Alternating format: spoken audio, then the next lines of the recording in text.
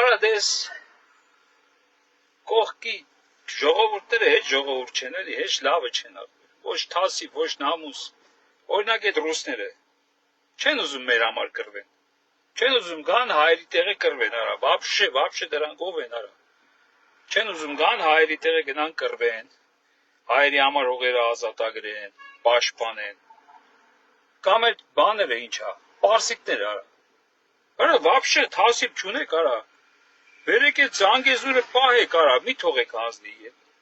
չեք ուզում բանը, հիմա էլ ես բաները, արաբները, արա, վաբշե նամուս չունեք, արա, չեք ուզում ջիհադ հայտարարեք,